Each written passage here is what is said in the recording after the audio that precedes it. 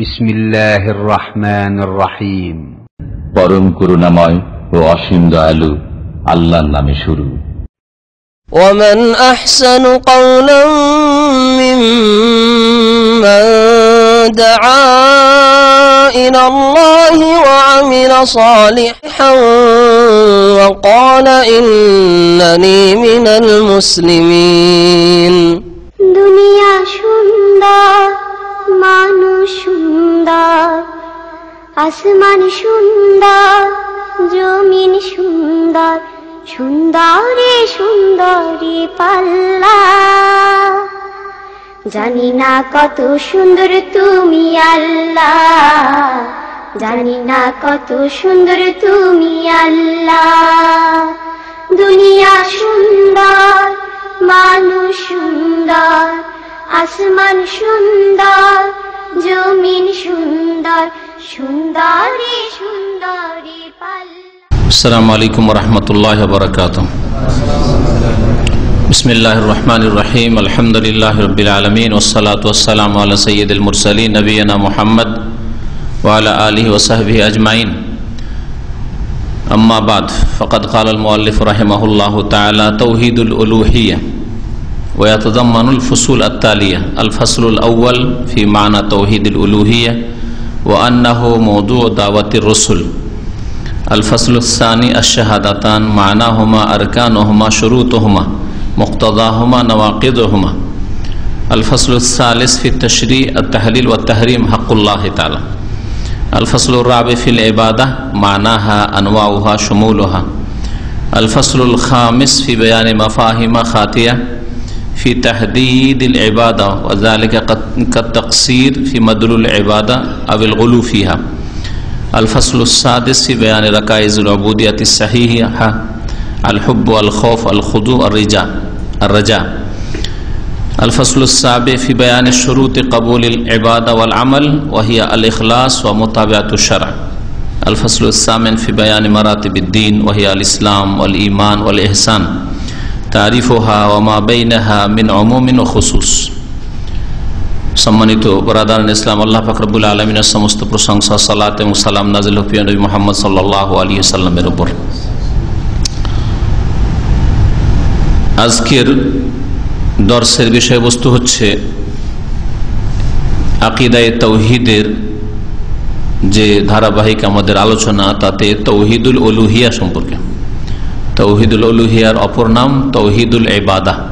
আল্লাহ পাকের ইবাদত বন্দেগীর ক্ষেত্রে, আল্লাহ পাকের উলূহিয়াতের ক্ষেত্রে আল্লাহ পাকের একত্ব প্রতিষ্ঠা করা, যার সংজ্ঞা সামনে আসবে। তবে আলোচনার শুরুতে বলে দিই, বান্দার কাজে যেসব কাজ আল্লাহ পাকের সন্তুষ্টির জন্য করে থাকে, বান্দার কাজে, মানুষের কাজে আল্লাহ পাকের একত্ব প্রতিষ্ঠা করা। বান্দার কাজ হচ্ছে সিজদা করা, বান্দার কাজ হচ্ছে রুকু করা, বান্দার কাজ হচ্ছে দোয়া করা, মান্নত করা, জবাই করা, কুরবানি করা, ভয় করা, ভালোবাসা ইত্যাদি যতগুলি ইবাদত রয়েছে, কথার ইবাদত হোক, কাজের ইবাদত হোক, অথবা অন্তরের ইবাদত হোক।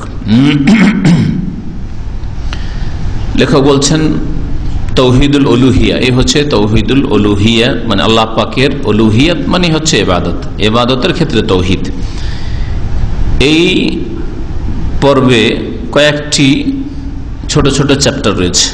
প্রথম অধ্যায় হচ্ছে ফি মা'না তাওহীদুল উলূহিয়া, তাওহীদুল উলূহিয়াতের অর্থ সম্পর্কে এবং তার সংজ্ঞা সম্পর্কে। অর্থ, শাব্দিক অর্থ এবং তার ভাব অর্থ বা শরীয়তের ভাষায় পারিভাষিক অর্থ অর্থাৎ সংজ্ঞা। আর তাতে এই বিষয়টা উল্লেখ করা হয়েছে যে এটি হচ্ছে অর্থাৎ তাওহীদে উলূহিয়াত বা তাওহীদুল ইবাদাহ, এটাই হচ্ছে সমস্ত রাসূলগণের দাওয়াতের বিষয়বস্তু। অর্থাৎ সমস্ত নবী রাসূলগণ যে দাওয়াত দিয়েছেন, সেই দাওয়াতের মৌলিক বিষয় হচ্ছে আল্লাহ পাকের ইবাদতে উলূহিয়াতে তাওহীদ প্রতিষ্ঠা করা।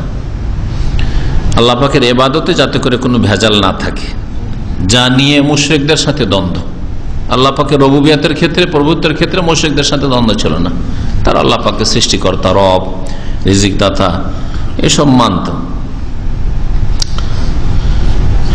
আল ফাসলুস সানি, দ্বিতীয় অধ্যায় হচ্ছে আশ-শাহাদাতান, দুইটি বিষয়ের সাক্ষ্য প্রদান সম্পর্কে, লা ইলাহা ইল্লাল্লাহ, আল্লাহ ছাড়া কেউ সত্য মাবুদ নেই। আর দ্বিতীয় সাক্ষ্য প্রদান হচ্ছে মুহাম্মাদুন রাসূলুল্লাহ, মুহাম্মদ সাল্লাল্লাহু আলাইহি ওয়াসাল্লাম আল্লাহ পাকের রাসূল। এই দুটি সাক্ষী প্রত্যেক মুসলিমকে মুসলিম হওয়ার জন্য বা কোনো অমুসলিম যদি ইসলাম গ্রহণ করতে চাই তার জন্য আবশ্যক যে অন্তরে বিশ্বাসের পরে এই দুটো বাক্যের সাক্ষ্য প্রদান করবে। মানাহমা, এই দুটো যে সাক্ষ্য প্রদানের বাক্য রয়েছে এর অর্থ কি, আর কানহমা এগুলির রুকুন কি, রুকুন স্তম্ভ, শুরুতহমা এই দুটো বাক্যের শর্তাবলী কি, মুক্তাদাহমা এই দুটো বাক্যের দাবি কি, করণীয় কি, যখন আপনি দুটো বাক্যর সাক্ষ্য প্রদান করেছেন তাহলে আপনার দায়িত্ব কি, এর দাবি কি, আপনার কাছে কি দাবি করে এই দুটো বাক্য। নওয়াকিদহমা এই দুটো বাক্যর পরিপন্থী বা বিপরীত বিষয় কি, আপনি কালেমাও পড়ছেন, লা ইলাহা ইল্লাল্লাহ বলছেন, মুহাম্মদ রাসূলুল্লাহ বলছেন, মুহাম্মাদুন আবদুহু ওয়া রাসূলুহু বলছেন, আর এর উল্টো কাজ করছেন। উল্টো কাজগুলি কি হতে পারে? অনেক রয়েছে যেগুলি মানুষকে মুরতাদ করে দেয় বা তাদের ঈমান ভঙ্গ করে দেয়। তার মৌলিক বিষয়গুলি উল্লেখ করা হয়েছে 10টি, যা সামনে আসছে। তৃতীয় অধ্যায়ে আলোচনা করা হয়েছে ফিত তাশরী ওয়া তাহলিল, আল ফাসলুস সালিস ফিত তাশরী ওয়া তাহলিল ওয়া তাহরীম হাক্কুল্লাহ, বিধান রচনা, আইন রচনা, বিধান রচনা করা। তাশরী মানে শরীয়ত বানানো, বিধান তৈরি করা। বিধান তৈরি করা বা বিধান দেওয়ার মালিক একমাত্র আল্লাহ, এবং তা পৌঁছাবার দায়িত্ব মুহাম্মদ রাসূলুল্লাহ সাল্লাল্লাহু আলাইহি ওয়াসাল্লামকে দেওয়া হয়েছে। বিধান রচনা তৈরি করার অধিকার কোনো মানুষকে দেওয়া হয়নি। এমনকি মুহাম্মদ রাসূলুল্লাহ সাল্লাল্লাহু আলাইহি ওয়াসাল্লাম তিনি ধর্মের প্রবর্তক নন, যেমন মূর্খরা লিখে থাকে যে মুহাম্মদ সাল্লাল্লাহু আলাইহি ওয়াসাল্লাম ইসলাম ধর্মের প্রবর্তক না, তিনি প্রচারক। তাশরী মানে আইন প্রণয়ন করা, বিধান রচনা করা, তার মানে কোনো কিছুকে হালাল করা।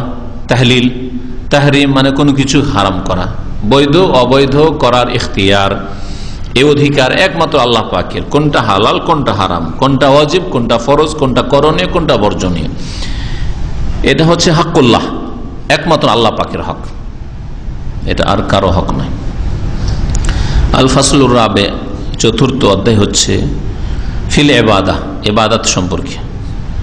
মানাহা, ইবাদতের অর্থ কি, শাব্দিক অর্থ, পারিভাষিক অর্থ, শরীয়তে ইবাদত কাকে বলে, আনওয়াহা ইবাদতের প্রকরণ কি, অন্তরের ইবাদত যেমন বাচনিক ইবাদত, কাজকর্মে অঙ্গ প্রত্যঙ্গের ইবাদত, সমূলহা ইবাদতের ব্যাপকতা। ইবাদত 2-4-5টা কাজের নাম নয়, যে মসজিদে গেলে ইবাদত, আর বাইরে রাস্তাঘাটে সৎ নিয়তে ভালো কাজ করলে সেগুলি ইবাদত, এমন কথা নয়। ইবাদত অত্যন্ত ব্যাপক অর্থ রাখে।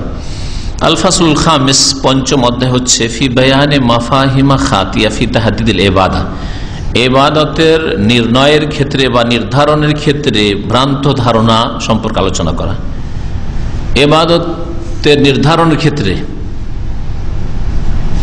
ভুল ধারণা আছে, এতে ঘাটতি আছে, আর না হয় বাড়াবাড়ি রয়েছে। কেউ বাড়াবাড়ি করেছে আর কেউ এতে ঘাটতি করেছে। ওয়াজালিকা তাকসির ফি মাদুল ইবাদা, যেমন ইবাদতের অর্থে ঘাটতি করা, সীমিত করে দেওয়া। ইবাদত যেমন অমুসলিমদের কাছে চার্চে যাওয়ার নাম ইবাদত, খ্রিস্টানদের কাছে, হিন্দুদের কাছে মন্দিরের সাথে জড়িত কাজগুলি ইবাদত, হ্যাঁ, উপাসনা।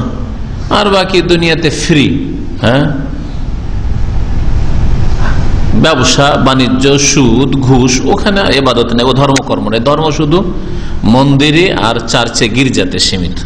কিন্তু ইসলামে ইবাদতের অর্থ এর চাইতে প্রশস্ত রয়েছে, এত সংকীর্ণ নয়।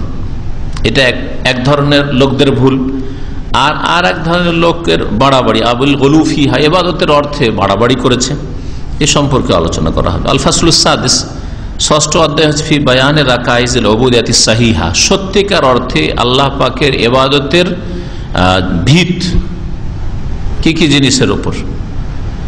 বিশুদ্ধ ইবাদত, খালেস ইবাদত হবে, যেটা শিরক মুক্ত, বিদআত মুক্ত হবে, এর কিছু মৌলিক নীতিমালা রয়েছে, সেগুলি সম্পর্কে আলোচনা।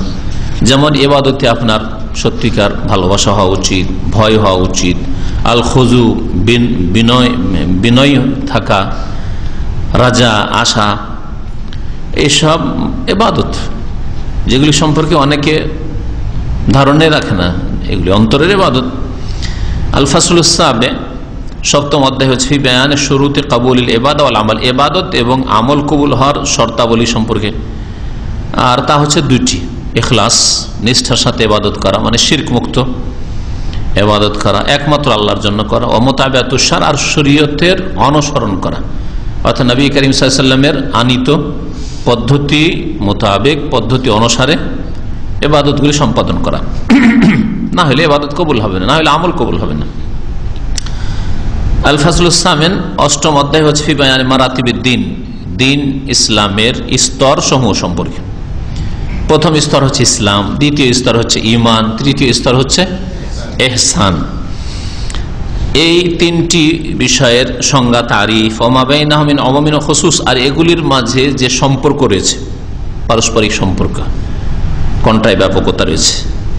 ঈমান ইসলামে পার্থক্য কি, আলাদা আলাদা জিনিস না, একটা অন্যটার মধ্যে ঢুকে রয়েছে, একটা বললে অন্যটা আসবে ওতে, এই বিষয়গুলি আলোচনা করা হবে। আজকের বিষয়বস্তু হচ্ছে প্রথম অধ্যায় সম্পর্কে, যে সম্পর্কে বলা হয়েছে যে তাওহীদে উলুহিয়াতের অর্থ, তাওহীদে উলুহিয়াত মানে কি, আর এই তাওহীদে উলুহিয়াত হচ্ছে সমস্ত রাসূলগণের দাওয়াতের বিষয়বস্তু।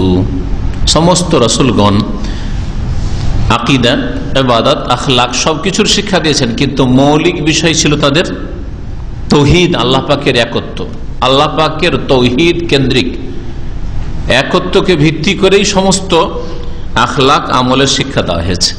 শুধু আখলাক চরিত্র শিখানো হইল, কিন্তু তাওহীদই নেই।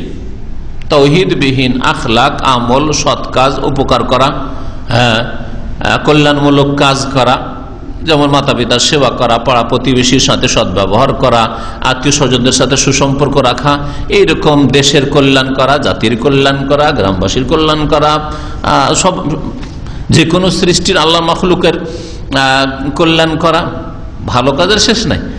কিন্তু সবগুলির মৌলিক বিষয় হচ্ছে তাওহীদ, আল্লাহর তাওহীদ ভিত্তিক, আল্লাহ এক ও একক, এই বিষয়ের উপর ভিত্তি করে এটা যেন আপনার ঠিক থাকে, তারপরে আপনি ওর উপর ঘর নির্মাণ করবেন। তাহলে যতগুলি ভালো কাজ হচ্ছে, এগুলি একটা ঘরের যে বিল্ডিং এর বিভিন্ন ইটের মতো, বিভিন্ন মশলার মতো, কিন্তু সেই বিল্ডিং এর যে ভিত্তি আছে, সেই ভিত্তিটা মজবুত হতে হবে, না হলে শুধু ইট উঠিয়ে বা অন্য মশলা দিয়ে শুধু ঘর তৈরি হয়ে যাবে না। আর সেটা হচ্ছে তাওহীদে উলুহিয়াত। তাওহীদুল উলুহিয়া, আল উলুহিয়া হিয়াল ইবাদা, আল্লাহ পাকের উলুহিয়াতের ক্ষেত্রে একত্ব মানে উলুহিয়াতই হচ্ছে ইবাদত। তার মানে যেটা বললাম যে তাওহীদে উলুহিয়াতের অপর নাম হচ্ছে তাওহীদুল ইবাদা, ইবাদতের ক্ষেত্রে তাওহীদ, আল্লাহ পাকের একত্ব। এর সংজ্ঞা কি? ওয়া তাওহীদুল উলুহিয়া হুয়া ইফরাদুল্লাহ তাআলা বিআফআলিল ইবাদ আল্লাতী ইয়াফআলুনাহা আলা ওয়াজহি তাকাররুব আল মাশরু'। তাওহীদে উলুহিয়াত বা তাওহীদে ইবাদা হচ্ছে আল্লাহ পাক রব্বুল আলামিনের একত্ব প্রতিষ্ঠা করা, ইফরাদুল্লাহ তাআলা, মহান আল্লাহর একত্ব প্রতিষ্ঠা করা, কায়েম করা, ফি বিআফআলিল ইবাদ, বান্দার কাজে কর্মে, বান্দার কাজগুলিতে। আমি বান্দা, আমার কাজে তাওহীদ থাকতে হবে। আপনি বান্দা আল্লাহ পাকের, প্রত্যেক মানুষ আল্লাহ পাকের বান্দা, প্রত্যেক জিন আল্লাহ পাকের বান্দা, মানুষ এবং জিনকে আল্লাহ পাক তার ইবাদতের জন্য সৃষ্টি করেছেন। সুতরাং বান্দার কাজে তাওহীদ থাকতে হবে, ইফরাদুল্লাহ, আল্লাহকে এক ও একক হিসাবে মেনে নেওয়া, স্বীকার করা, অন্তরে মেনে নেওয়া, কথায় স্বীকার করা, কাজে পরিণত করা। বান্দার ওই সব কাজে আল্লাতী, যেই কাজগুলিকে সম্পাদন করে থাকে, ইয়াফআলুনাহা করে থাকে, আলা ওয়াজহি তাকাররুব আল মাশরু', আল্লাহর নৈকট্য লাভের উদ্দেশ্যে, শরীয়ত মোতাবেক, আল্লাহর নৈকট্য লাভের শরীয়ত মোতাবেক যে কাজগুলি করে থাকে, সেই কাজগুলি আল্লাহর জন্য খাস করা। তাহলে এতে প্রথম কথা যে আল্লাহর জন্য এই কাজগুলি খাস করা, বান্দার কাজ যেগুলি নৈকট্য লাভের জন্য করছেন, আল্লাহর সান্নিধ্য লাভ করতে চান, যে কাজগুলি করেছেন সেগুলি কার জন্য হইতে হবে? একমাত্র আল্লাহর জন্য, ইফরাদুল্লাহ, একমাত্র আল্লাহর জন্য হইতে হবে। আর আল মাশরু সেটা শরীয়তের পদ্ধতি মোতাবেক হইতে হবে, অর্থাৎ নবী করিম সাল্লাল্লাহু আলাইহি ওয়াসাল্লাম যেই পদ্ধতিতে কাজগুলি করেছেন ওই পদ্ধতিতে হইতে হবে। তাহলে এখানেও ইবাদত বা আমল কবুল হওয়ার দুটোই শর্ত সংজ্ঞাতে মজুদ আছে। যেমন জিকির আজকারের একটা উদাহরণ দিলে বুঝতে পারবে, কারণ জিকিরের ক্ষেত্রে বিদআতটা খুব স্পষ্ট আমাদের দেশে। জিকির হয়তো আল্লাহরই করছে, সুবহানাল্লাহ, আলহামদুলিল্লাহ, আল্লাহ, আল্লাহর জিকির করছে, কিন্তু জিকিরটা কি হতে হবে? মাশরু, শরীয়ত মোতাবেক হইতে হবে। শরীয়ত মোতাবেক জিকির নবী করিম সাল্লাল্লাহু আলাইহি সাল্লামের হচ্ছে পূর্ণাঙ্গ বাক্য দিয়ে জিকির, সুবহানাল্লাহ, আলহামদুলিল্লাহ, লা ইলাহা ইল্লাল্লাহ, আল্লাহু আকবার, লা হাওলা ওয়ালা কুওয়াতা ইল্লা বিল্লাহ, ঠিক না? সুবহানাল্লাহি ওয়া বিহামদিহি সুবহানাল্লাহিল আযীম। কিন্তু শুধু মুফরাদ একটা শব্দের জিকির, আল্লাহু আল্লাহু আল্লাহু, ইয়া রহমান ইয়া রহমান, ইয়া রহিম ইয়া রহিম, ইয়া মালিক ইয়া মালিক, ইয়া কুদ্দুস ইয়া কুদ্দুস, এসব জিকির আছে না নেই আমাদের দেশে? এটা মাশরু না, শরীয়ত সম্মত নয়। নবী করিম সাল্লাল্লাহু আলাইহি ওয়াসাল্লাম এই জিকির নিয়ে আসেননি, অসম্পন্ন। হে রহিম হে রহিম, ইয়া রহিম মানে কি? হে রহমান হে রহমান। আরে রহমান বলছো কি চাও বলো? বোকা বোকা বান্দা, কিছু বলতে জানে না। হ্যাঁ, যেমন মায়ের সামনে যদি ছেলে এইরকম করে, ইয়া মা মা মা গো মা গো, কিছু অঞ্চল আছে মা গো বলো, তাই না? মা গো মা গো মা গো, 2-3বারের বেশি শুনতে বিরক্ত লাগে মাকে, অথচ কত মিষ্টি কথা মনে হচ্ছে মা গোটা। হ্যাঁ, 1বার 2বার 3বারের বেশি শুনতে বিরক্ত লাগে। কি বলছিস বল, না হলে দিবে টেনে চড় একবারে, ঠিক না? তো আল্লাহ পাকেরও আযাবের চড় আছে। এই বেদাতি জিকিরের জন্য এত বালা মুসিবত বিদাতি দেশগুলিতে। শরীয়ত মোতাবেক জিকিরটা হইতে হবে। আর একটা যেটা প্রথম শর্ত, সেটা আল্লাহর জন্য জিকির হইতে হবে। আবার এটা না হয় ইয়া রাসূলুল্লাহ ইয়া রাসূলুল্লাহ ইয়া রাসূলুল্লাহ, যেমন এক হায়দ্রাবাদি হজে এসছে আর মসজিদে নববীতে রওদাতে রিয়াজুল জান্নাত যেটা, ওখানে বসে আছে আর নফলটা পড়ে, আমি তাহিয়াতুল মসজিদ পড়ে বসছি আর শুনছি আমি ইয়া রাসূলুল্লাহ ইয়া রাসূলুল্লাহ ইয়া রাসূলুল্লাহ, আমার কানে শোনা হচ্ছে ইয়া রাসূলুল্লাহ, হে আল্লাহ রসুল হে আল্লাহ রসুল হে আল্লাহ রসুল। হচ্ছে এটা কোন জিকির হলো? জীবনে প্রথম জিকির শুনছি, নবীর জিকির। এতদিন যে আমি আল্লাহর জিকির, নবীর জিকির। জিজ্ঞেস করলাম যে কি করেন? বলছে রসুলের জিকির করছি, রসুলের জিকির করছি। সে জিকির তো ভাই আল্লাহর, কারণ আল্লাহ বলছে উযকুরুল্লাহ, আল্লাহর জিকির, আল্লাহকে স্মরণ করো। তুমি রসুলের জিকির কোথায় পাবে? বলছে যে আপনারা ওয়াহাবি শিখাইতে হবে না আমাকে, আমাদের মৌলানারা শিখিয়ে পাঠিয়েছে মক্কায় আল্লাহর জিকির, মদিনায় নবীর জিকির করবেন। কথা বুঝতে পেরেছেন? তাহলে কোনো অবাস্তব কথা বলছি না, যে মন গড়া কারো সম্পর্কে আলোচনা, কাল্পনিক আলোচনা করছি। তাহলে কি হয়ে গেল? ইফরাদুল্লাহ থাকলো না, ইবাদতে আল্লাহর একত্বই থাকলো না, শিরক হয়ে গেল। আর আল্লাহু ইয়া রহমান ও ইয়া রহিম ও ইয়া মালিক ইয়া কুদ্দুসুর জিকির, এটা আল্লাহর জিকির হইলেও রসুলের তরিকায় হইল না, ওই জন্য বেদাতি জিকির, বেদাতি জিকির সম্মিলিত।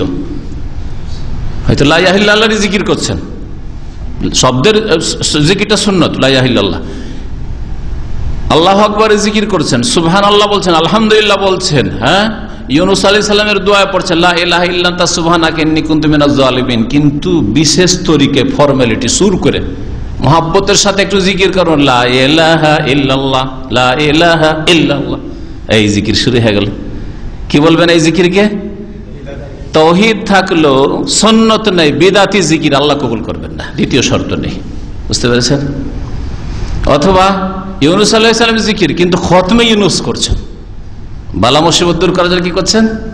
খতমে ইউনূস চলছে। খতমে ইউনূস কতবার করতে হবে? 100 লাখ পড়তে হবে। আর তার কি বুটের দানা না পাথর কি দিয়ে পড়তে হবে? তেঁতুলের দানা, সিমের দানা দিয়ে পড়তে হবে। সিমের দানা যা দিয়ে পড়ুক, বিদআতে এক কথা। 100 লাখের হিসাব, যে 100 লাখ পড়তে হবে, আল্লাহ নির্ধারণ করলেন না পরিমাণ, নবী নির্ধারণ করলেন না, আর আপনার নির্ধারণ করলেন যে খতমে ইউনূস মানেই 100 লাখ, বিদআত হইল। যদিও লা ইলাহা ইল্লা আনতা সুবহানাকা ইন্নী কুনতু মিনাজ জালিমিন কোরআনী দোয়া, ইউনূস আলাইহিস সালামের দোয়া, মাছের পেট থেকে আল্লাহ নাজাত দিয়েছেন, কিন্তু বিদআতের জন্য আল্লাহ আযাব দেবেন, দুনিয়া তো আযাব দেবেন, আখিরাত তো আযাব দেবেন। বুঝতে পেরেছেন? এবারে তাহলে তাওহীদ আর সুন্নাত, শিরক আর বিদআত, এই চারটা জিনিস স্পষ্ট বুঝতে পারছে, তাই না? তাওহীদ থাকতে হবে, সুন্নাত থাকতে হবে, শিরক ছাড়তে হবে, বিদআত ছাড়তে হবে, আল্লাহর জন্য করতে হবে, রাসূলের তরিকা করতে হবে।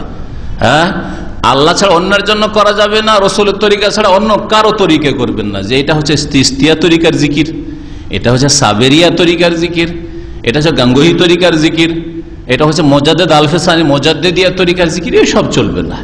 তরিকা একমাত্র মুহাম্মদ সাল্লাল্লাহু আলাইহি সাল্লামের লাগবে।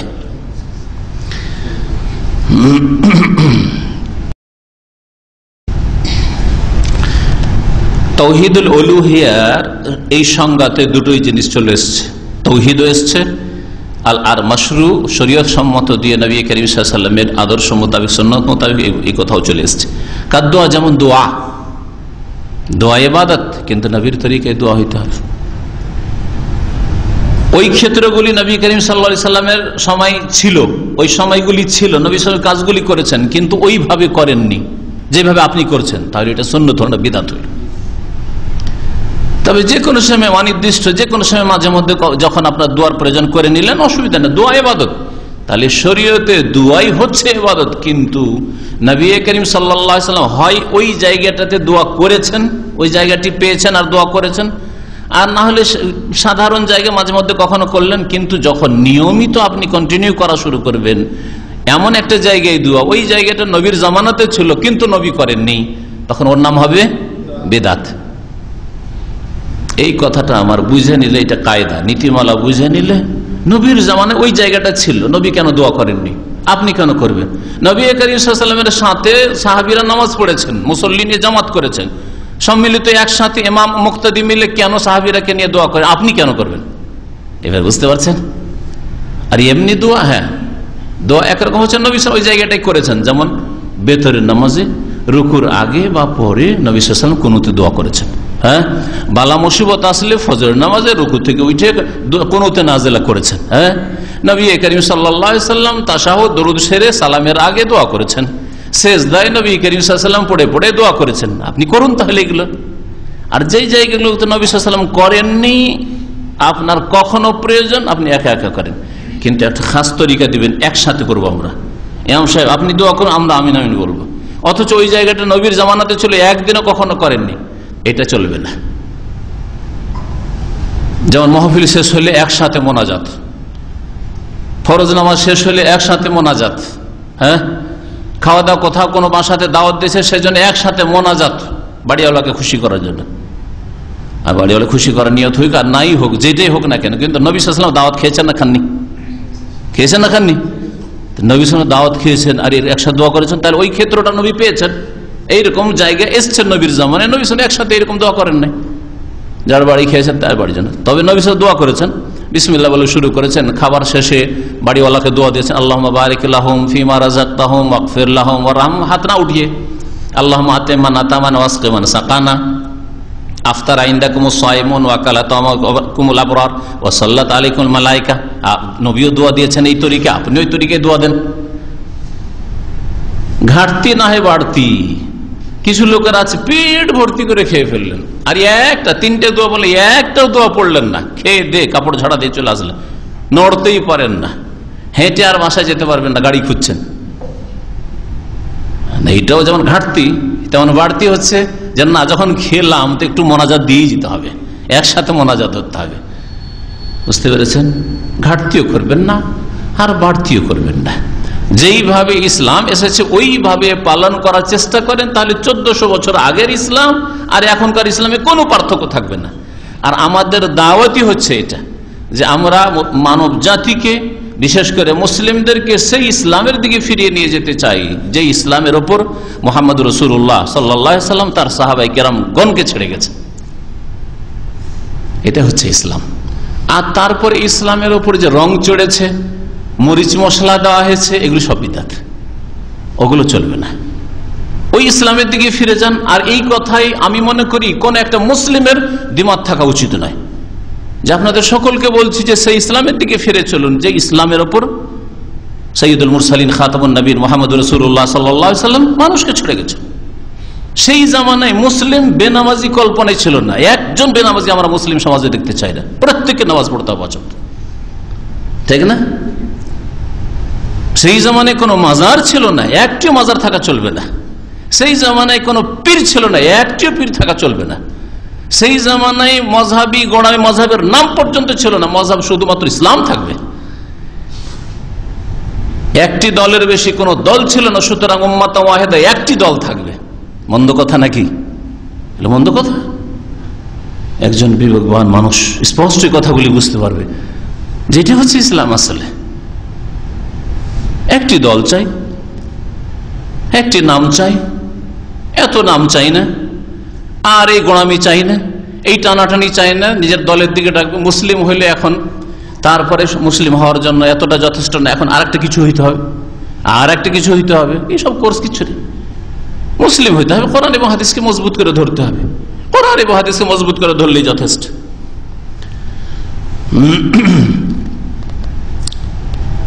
তাওহীদে উলুহিয়াত তাহলে বুঝলেন, এর সংজ্ঞা বলতে গিয়ে কথাগুলি বললাম। আল্লাহ পাক রব্বুল আলামিনের জন্য বান্দার কাজে একত্ব প্রতিষ্ঠা করা, ওই সব কাজগুলিতে যেই সব কাজগুলি আল্লাহর সান্নিধ্যের জন্য বান্দা করে থাকে শরীয়ত সম্মত, যেমন দোয়া, যেমন মানত নাজর, ও নাহার, যেমন জবাই করা। নাহার মানে হচ্ছে জবাই করা, তো নাহার আর জবাহ আরবিতে জবাহ হয়, তাই না? তো জবাহ বলা হয় যদি পশুকে শুইয়ে দিয়ে জবাই করা হয় তো ওকে জবাই করা বলা হয়, জবাহ বলা হয়, জবাহ। আর নাহার বলা হয় পশু দাঁড়িয়ে থাকা অবস্থায়, পশুর তিনটা পা বাঁধা আছে, আর দাঁড়িয়ে থাকা অবস্থায় যদি মারা হয়, ছোড়া মেরে যদি রক্ত প্রবাহিত করা হয়, এটাকে বলা হয় নাহার বলা হয়। উটের জবাইয়ের ক্ষেত্রে সুন্নতি তরিকা হচ্ছে উট দাঁড়িয়ে থাকে ওই অবস্থায় জবাই করা। জবাই করা মানে ছোড়া ঢুকিয়ে দেওয়া, হুলকুমে, এইভাবে জবাই করা। আর তারপরে যখন পড়ে যায় ফায়জা ওয়াজাবাত জুনুবুহা, যখন পড়ে যাবে উটটা, আল্লাহ সূরা হজে বলছেন ফাকুলু মিনহা, কুরবানির গোশত যদি হয় তো তোমরাও খাও, ওয়া তামুল কানিয়া ওয়াল মুতার, আর যে চাইতে আসে তাকেও দাও, আর যে চাইতে না আসে লজ্জা করে অভাবী তাকেও খাও। আল কানি ওয়াল মুতার ফায়জা ওয়াজাবাত জুনুবুহা। তাহলে বোঝা গেল যে জবাইটা কখন হয়েছে? দাঁড়িয়ে থাকা অবস্থা হয়েছে, ফায়জা ওয়াজাবাত জুনুবুহা। তারপর যখন পড়ে যাবে, এর আগে শুনেছেন পার্থক্য? উট জবাই করা যারা দেখেছেন তারা জানেন, দেখেছেন না? দাঁড়িয়ে থাকা অবস্থায় জবাই করে না, করে না, ছড়া দিয়ে দিল। হ্যাঁ, এটা হচ্ছে সুন্নতি তরিকা। তবে উল্টো পাল্টা করা জায়েজ হয়েছে, উল্টো পাল্টা করা জায়েজ রয়েছে, কিন্তু অনুত্তম। কেউ যদি উটকে ফেলে দিয়ে জবাই করে জায়েজ, কিন্তু অনুত্তম কাজ হলো। কেউ যদি গরুকে দাঁড়িয়ে থাকা অবস্থায় ছড়া মেরে ওইভাবে উটের মতো করে জবাই করে তো জায়েজ, হালাল হয়ে যাবে। বিসমিল্লাহ আল্লাহু আকবার পড়লি, হ্যাঁ, আল্লাহর নাম নিলেই হলো, ইসমুল্লাহ, আল্লাহর নাম নিতে হবে। কিন্তু সুন্নতের খেলাফ কাজ করলো, খাসি, মোরগ আর কি বলছে এই ধরনের যেগুলি হালাল পশু, উট ছাড়া সবগুলিকে জবাই করা সুন্নত, তবে নাহার করা জায়েজ।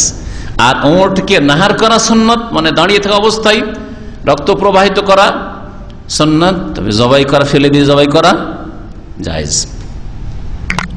এখানে নাহারের জন্য উল্লেখ করেছেন কোরআনে কারীম, আল্লাহ নাহার বলেছেন। হ্যাঁ, ফাসাল্লি লিরাব্বিকা ওয়ানহার, সূরা কাউসারে আছে, হে নবী তোমার রবের উদ্দেশ্যে সালাত আদায় করো, ওয়ানহার, আর রবের উদ্দেশ্যে কি করো? জবাই করো। ওয়ানহার মানে ওয়াজবাহ, জবাই করো। ওয়ার রাজা, এবং আশা করা, ওয়াল খৌফ, ভয় করা, ওয়া তাওয়াক্কুল, আস্থা ভরসা করা, ওয়া রাগবা, আর অভিমুখী হওয়া, ধাবিত হওয়া, ওয়া রাহবা, ভয় করা, ওয়াল ইনাবা, আর ঝাঁপিয়ে পড়া বা আল্লাহ অভিমুখী হওয়া, এনাবা রাগবা, এগুলি কাছাকাছি অর্থ। ওয়াহাজার নাও মিনাত তাওহীদ, এই তাওহীদের এই প্রকরণটি হচ্ছে হুয়া মওদু দাওয়াতির রাসূল মিন আউয়ালিহিম ইলা আখিরিহিম, শুরু থেকে শেষ পর্যন্ত যত রাসূলগণ এসেছেন সমস্ত রাসূলগণের দাওয়াতের বিষয়বস্তু হচ্ছে তাওহীদের এই প্রকরণটি, অর্থাৎ তাওহীদে উলুহিয়াত বা তাওহীদে ইবাদত, আল্লাহ পাকের ইবাদত বন্দেগীতে তাওহীদ প্রতিষ্ঠা করা। রাসূলদের মৌলিক বিষয়বস্তু কেন? এই জন্য যে রাসূলরা যখনই এসেছেন দেখেছেন যে মুশরিকরা আল্লাহকে রব মানছে, আসমান জমিন কে সৃষ্টি করেছে, পাহাড় পর্বত কে সৃষ্টি করেছে, গরু ছাগল উট তোমাদের কে সৃষ্টি করেছে, এই রিজিক উপজীবিকা তোমাদেরকে কে দিচ্ছে, বলতো আল্লাহ। এই মর্মে গত আলোচনাতে অনেকগুলি আয়াত এসছে, মনে আছে আশা করি, যে আরো মুশরিকরা যাদের জন্য শেষ নবী মুহাম্মদ সাল্লাল্লাহু আলাইহি ওয়াসাল্লামকে পাঠানো হয়েছে তারাও মানতো যে রিজিক দাতা, আসমান জমিনের সৃষ্টিকর্তা, পাহাড় পর্বতের সৃষ্টিকর্তা কে, আল্লাহ। এই লাত উজ্জা মানাত আমাদের দেবদেবীরা এইসব সৃষ্টি করেনি, তবে আমাদের ইবাদতের কিছু হক আল্লাহর, কিছু হক হচ্ছে আমাদের দেবদেবীর। ইবাদতে শিরক করত, যার ফলে যে বিষয়টা নিয়ে দ্বন্দ্ব, যেই বিষয়ে রোগ ছিল, ভুল ছিল, সেই বিষয়টা সংশোধনের জন্য নবী রাসূলগণ এসেছেন। তাদের দাওয়াতের মৌলিক বিষয়বস্তু সেটা ছিল, যেটা নিয়ে দ্বন্দ্ব ছিল। আর যে বিষয়ে দ্বন্দ্ব না, আমিও যেটা মানি ওরাও সেটা মানে, তা দ্বন্দ্ব কিসের আছে?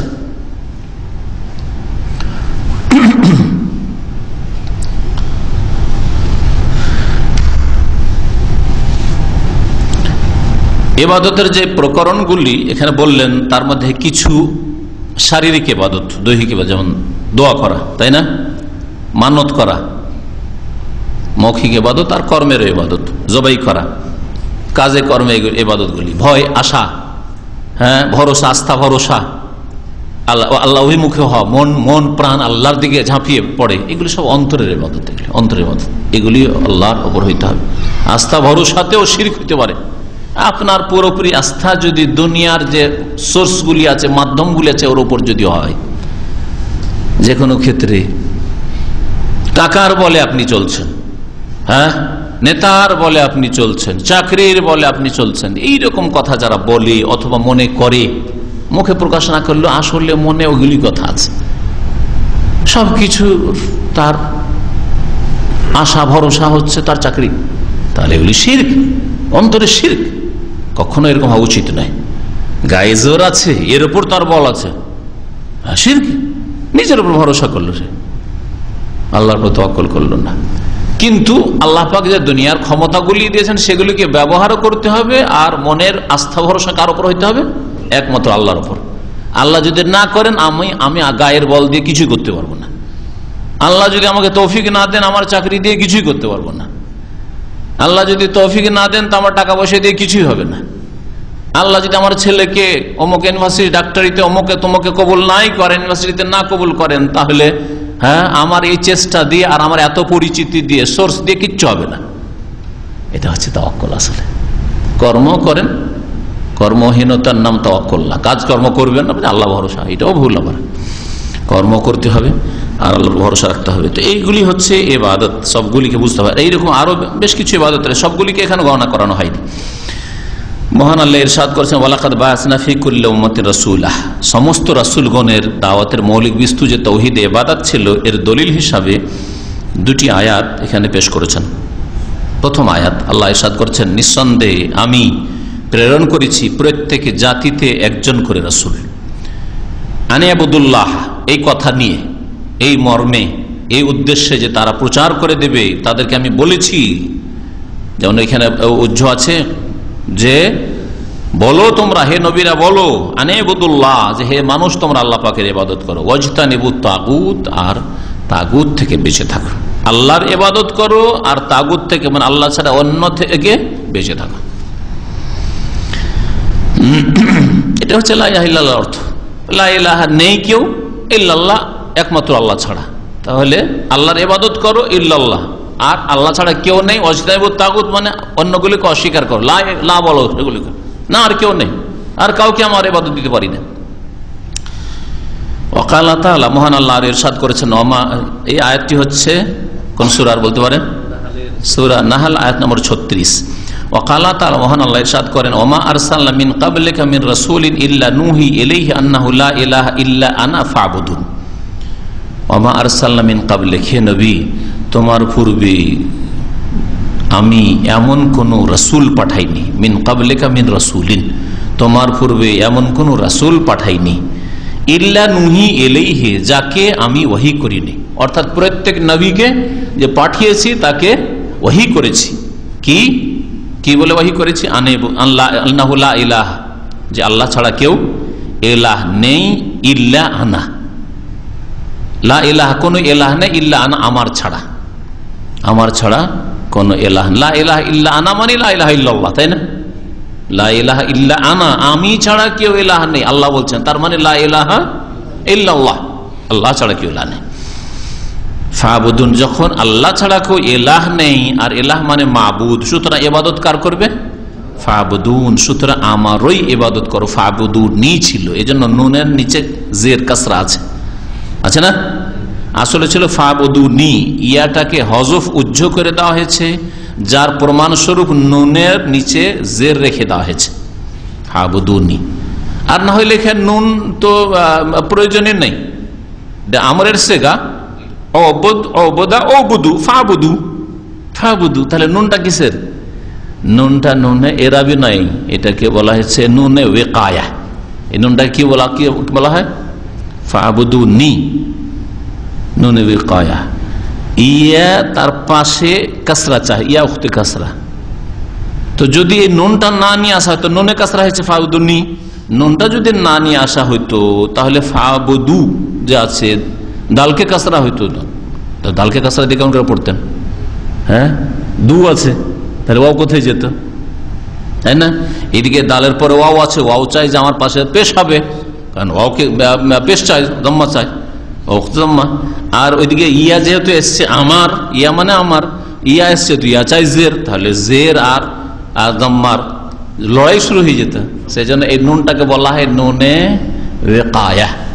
এই নুন গ্রামারে বলা হয়, এটা ওই যে ইয়া কাসরা চেয়েছে, কাসরাটা কার ওপর দিতে হবে, তো একটা নুন এনে ওর হক আদায় করা যাক। নুনের ইয়াটাকে হজফ করা হয়েছে, নুনের কাসরা রেখে দেওয়া হয়েছে, যাতে করে বুঝতে পারা যায় যে এরপর একটা ইয়া আছে, ফাবুদুনি ছিল।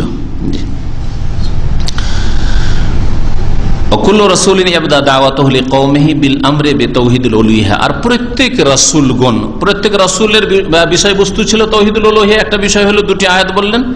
আর প্রত্যেক রাসূল দাওয়াত অনেক কিছুর দিয়েছেন, যেমন একটু আগে বললাম, দাওয়াত দিয়েছেন আকীদার, দাওয়াত দিয়েছেন ইবাদতের, দাওয়াত দিয়েছেন আখলাক চরিত্রের। নবী সাল্লাল্লাহু আলাইহি ওয়াসাল্লাম শুরুতে মক্কা থেকে ভালো চরিত্র শিখাতেন, সত্য কথা বলো, আমানত রক্ষা করো, খেয়ানত করিও না, মিথ্যা কথা বলিও না, হ্যাঁ, মানুষের উপকার করো, ক্ষতি করিও না, সেখানে কি শিখেছেন। কিন্তু এগুলি মৌলিক বিষয় ছিল না। মৌলিক বিষয় ছিল ইয়া আইয়ুহান নাস কুলু লা ইলাহা ইল্লাল্লাহ তুফলিহু, হে মানব সকল বলো আল্লাহ ছাড়া কেউ সত্য মাবুদ নেই, তাহলেই পরিত্রাণ হবে।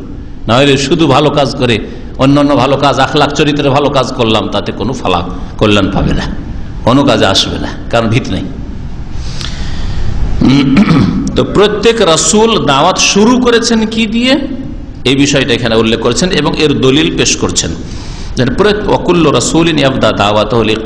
প্রত্যেক রাসূল তার সম্প্রদায়কে যে দাওয়াত দেওয়া শুরু করেছেন সেটা ছিল বিল আমরে বে তাওহীদুল উলুহিয়া, তাওহীদে উলুহিয়াতের নির্দেশ দিয়ে তাদের দাওয়াত, তাদের মিশন শুরু করেছেন। প্রথম কাজ শুরু করেছেন জাতিকে। জাতির মধ্যে অনেক রোগ ছিল, শুধু এই উম্মতে নয় যে নবী সাল্লাল্লাহু আলাইহি ওয়াসাল্লাম যখন মক্কায় আসেন তো মক্কার লোকদের চরিত্র খারাপ ছিল, তাদের মধ্যে অনেক আরো পাপ ছিল, এমন কথা নাই। শোয়েব আলাইহিস সালামের জামানায় অনেক পাপ ছিল না? লূত আলাইহিস সালামের জামানায় সমকামিতার পাপ ছিল, মুসাফিরদের কষ্ট দেওয়া, লুটপাট করে নেওয়া, রাস্তায় বসে থাকা, আড্ডা দেওয়া, আর রাস্তা দিয়ে একটা অপরিচিত লোক হাঁটলে কষ্ট দেওয়া, পাথর মারা, রাস্তা বন্ধ করে দিয়েছিল, ও তাকতাওয়ানাস সাবিল, এগুলি ছিল না?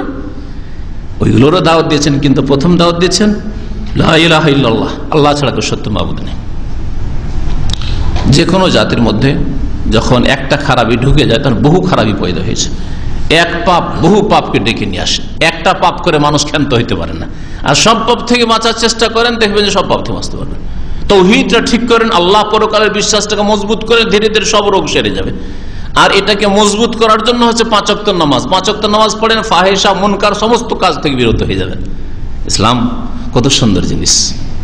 আল্লাহ পরকালে বিশ্বাস, অনেক পাপ থেকে বাঁচছেন, কিন্তু কন্টিনিউ হচ্ছে না, আবার পাপে ডুবে যাওয়ার আশঙ্কা আছে। তো আল্লাহ বলছেন এই নামাজ কন্টিনিউ করো, 5 ওয়াক্ত নামাজ পড়ো, ইন্না সলাতা তানহা আনিল ফাহশা ওয়াল মুনকার। তাহলে সমস্ত ফাহেসা, অশ্লীল কথা, কাজ আর মুনকার, অন্যায় কাজ থেকে বিরত হয়ে যাবে, আর জীবনটা একেবারে সুন্দর হয়ে যাবে, ফেরেশতা চরিত্রের মানুষ হয়ে যাবে।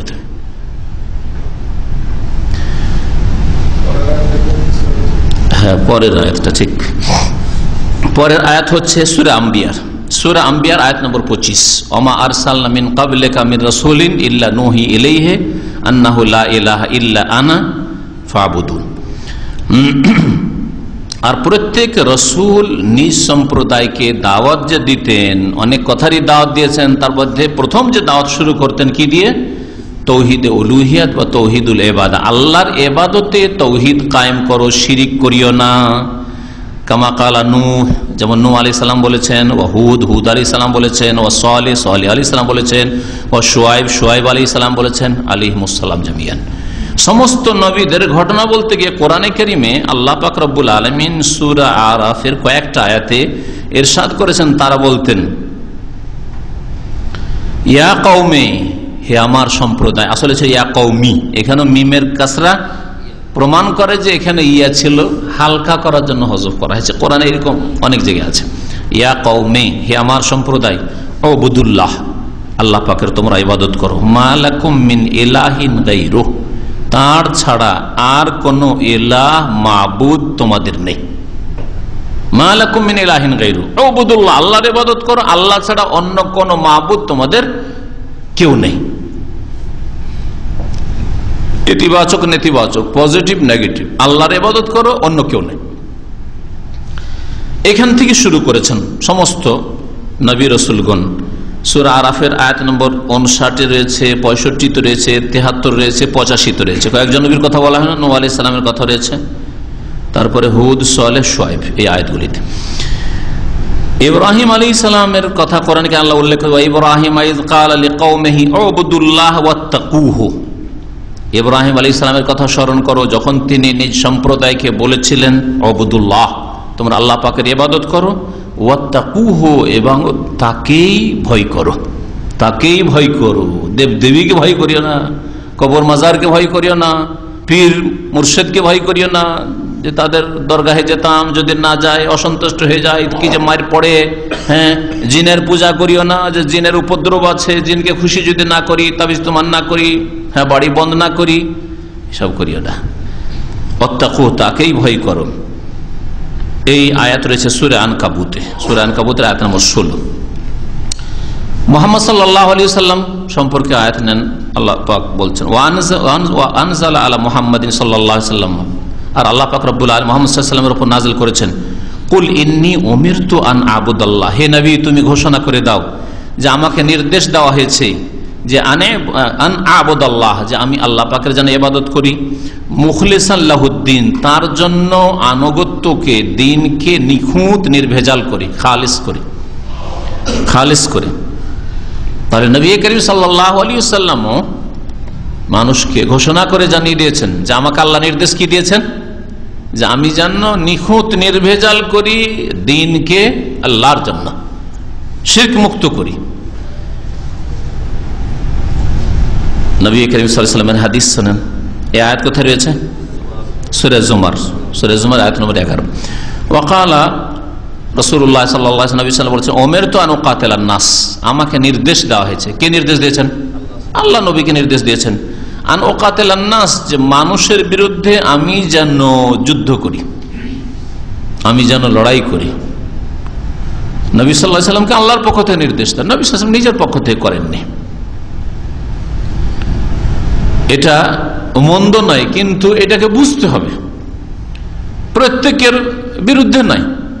কিন্তু ক্যান্সার বা এমন রোগ, এমন অ্যাক্সিডেন্ট যে এখন না করলে হবে না, তাহলে যে ডাক্তারদের চিফ, হ্যাঁ ডিপার্টমেন্টের প্রধান, সে ডাক্তার নির্দেশ দিচ্ছে এই রোগীর অস্ত্রোপচার করতে হবে, তো কি ডাক্তার অপরাধী না?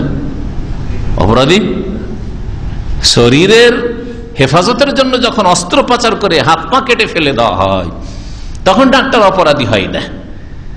আর মানব সমাজের ক্যান্সার দূর করার জন্য আরো বড় বড় রোগ রয়েছে, যেই রোগগুলি আর দ্বীন ইসলামের ঔষধ বড়ি দিয়ে, হ্যাঁ, আর ভালো পথ্য দিয়ে, ভালো খাবার দিয়ে আর রোগগুলি ভালো করা গেল না, তখন আল্লাহ পাকের নির্দেশ, যিনি আহকামুল হাকিমিন, ডাক্তারদের ডাক্তার, তিনি নির্দেশ দিয়েছেন যে কাতিলুল্লাযিনা লা ইউমিনুনা বিল্লাহি ওয়ালা বিল ইয়াউমিল আখির। এইরকম যাদের ক্যান্সার হয়ে গেছে, এমন রোগ হয়ে গেছে যে আর অস্ত্র ব্যবহার না করে কি হবে না? কোনো চিকিৎসা নেই, ওষুধ বড়ি দিয়ে কাজ হবে না, ওয়াজ উপদেশ দিয়ে কাজ হবে না, কোরআন দিয়ে হবে না, এখন সুলতান লাগবে। দুটো শক্তি না হইলে দিন প্রতিষ্ঠা হয় না। আল কোরআন লাগে আর সুলতান লাগে। নবী করিম সাল্লাল্লাহু আলাইহি সাল্লাম কোরআনের সাথে সাথে সুলতান ব্যবহার করেছেন। মদিনা এসে সুলতান পেয়েছেন, মক্কা বিজয় হয়েছে তারপরে সুলতান পেয়েছেন। তখন না মক্কা থেকে পুরোপুরি শিরক কুফরি আর পাপের নাপাকি অপবিত্র দূর হয়েছে। শুধু কোরআন দিয়ে তাহলে হবে না, কোরআনের সাথে সাথে সুলতান। সুলতান মানে বুঝেন? হ্যাঁ জি, ভালো প্রশাসন, হ্যাঁ নেই প্রশাসন লাগবে। জি জি জি, বল প্রয়োগ করা লাগবে। তো নবী করিম সাল্লাল্লাহু আলাইহি ওয়াসাল্লাম আল্লাহ পাক রব্বুল আলামিন জানেন যে কার জন্য অস্ত্রোপচারের প্রয়োজন রয়েছে। আমাকে নির্দেশ দেওয়া হয়েছে যে আমি ওই সব মানুষদের বিরুদ্ধে যুদ্ধ করি। কতক্ষণ পর্যন্ত? হাত্তা আশহাদু আল্লা ইলাহা ইল্লাল্লাহ, যতক্ষণ পর্যন্ত তারা সাক্ষ্য প্রদান না করবে যে আল্লাহ ছাড়া কেউ সত্য মাবুদ নেই, ওয়া আন্না মুহাম্মাদুর রাসূলুল্লাহ, আর মুহাম্মদ সাল্লাল্লাহু আলাইহি ওয়াসাল্লাম আল্লাহ পাকের রাসূল।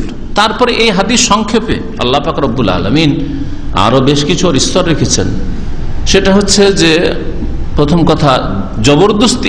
এর হাদিসের মানে হয় না যে জবরদস্তি করে কারো দিন বদলাবেন আর দিন পরিবর্তন করবেন, কারণ আল্লাহ কোরআনে আর এক আয়াতে বলছেন লা ইকরাহা ফিদ-দীন, দিনের ক্ষেত্রে কোনো জবরদস্তি নেই। তাহলে এই অস্ত্র ধরার কথা যে কোরআন এবং হাদিসে বলা হয়েছে সেটাও আপন জায়গায় ঠিক, বিশেষ বিশেষ ক্ষেত্র রয়েছে তার। আর দিনের ক্ষেত্রে জবরদস্তি নেই, এটাও ঠিক। কোনো আয়াত মনসুখ না, কোনো বিধান রহিত নয়। তাহলে এগুলিকে সমন্বয় করতে হবে। একদিক নিয়ে দিলাম দৌড়, যারা শুধু জিহাদ ফি সাবিলিল্লাহর আয়াত হাদিসগুলো নিয়ে দিল দৌড়, সন্ত্রাসী নিজেকে বানিয়ে ফেলল। আর একদম লা ইকরাহা ফিদ-দীন, কোনো জবরদস্তি নেই, সুতরাং এইসব সরাও, সব ইসলামে জিহাদ টিহাদ নেই। হ্যাঁ, তারা ইসলামের এক ফরজকে অস্বীকার করলো। ইফরাত এবং তাফরীত, হয় ঘাটতি না হয় বাড়তি, দুই দলই গুমরাহিতে রয়েছে।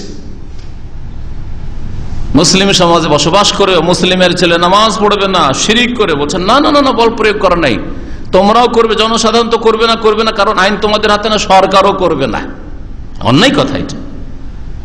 ঠিক আছে, জনসাধারণ করবে না কারণ আইন তাদের হাতে নাকি, সরকারের উপর ফরজ বল প্রয়োগ করা।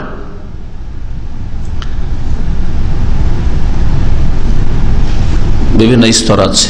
যদি মিলেমিশে থাকতে চাই, কম্প্রোমাইজ করে, হ্যাঁ মিলেমিশে থাকতে চাই, ঠিক আছে। যারা স্বাধীনভাবে ইসলাম মানতে চায়, লা ইলাহা ইল্লাল্লাহ মানতে চায়, মুহাম্মদুর রাসূলুল্লাহ মানতে চায়, রাস্তায় কোন রকমের বাধা সৃষ্টি করব না, একটা ইটও রাখবো না রাস্তায়, স্বাধীনভাবে মানতে চাই, তাহলে জিহাদ এই অস্ত্র ধরা নেই। তাহলে যদি বাধা সৃষ্টি করে, একজন সত্যকে বুঝতে পেরেছে তারপর ইসলামের দিকে আসছে, না আসতে দেবে না তাকে। পর্দা করতে চায়, পর্দা করতে দেবে না তাকে, না, তাহলে এই তো অপারেশন করতে হবে, এ তো ক্যান্সার হয়ে গেছে। নিজেও পর্দা করবে না, পর্দা করতেও দেবে না, তাহলে তো অপারেশন লাগবে।